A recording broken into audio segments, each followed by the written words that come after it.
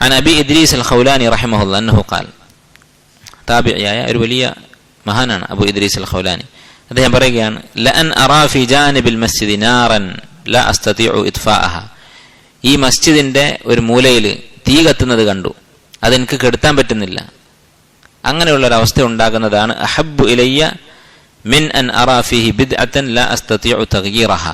ഈ മസ്ജിദിൽ ഒരു ബിദ്അത്ത് നടക്കുന്നത് കാണുകയും അത് തടയാൻ പറ്റാതിരിക്കുകയും ചെയ്യുക എന്നുള്ളത്, അതാണ് എനിക്ക് കൂടുതൽ ഇഷ്ടം.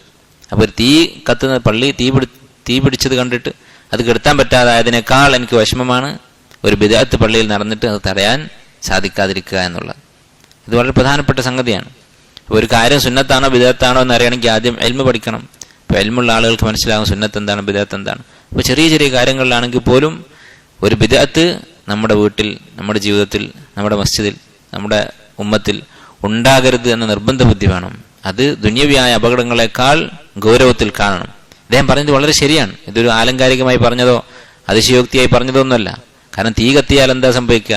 ആ ഭാഗം കരിഞ്ഞു പോകും, അവിടെ ആളുകളൊന്നും മരിക്കുന്നില്ല, പള്ളി അതിൻ്റെ കെട്ടിടം കുറച്ച് വികൃതമാകും, അതുകൊണ്ട് കാര്യമായ നഷ്ടമൊന്നുമില്ല. പക്ഷെ ബിദ്അത്ത് നടക്കുന്നുണ്ടെങ്കിലോ, അള്ളാഹുവിൻ്റെ മസ്ജിദിൽ നബി സല്ലല്ലാഹു അലൈഹി വസല്ലമയുടെ സുന്നത്തിനെതിരായ ബിദ്അത്തുകൾ നടക്കുന്നുണ്ടെങ്കിൽ അത് എല്ലാവരും കുറ്റക്കാരാകും. ആ മസ്ജിദിൽ നമസ്കരിക്കുന്നവർക്ക് കുറ്റക്കാരാകും. അപ്പം അതാണ് കൂടുതൽ ഗൗരവമായി അദ്ദേഹം കണ്ടത്.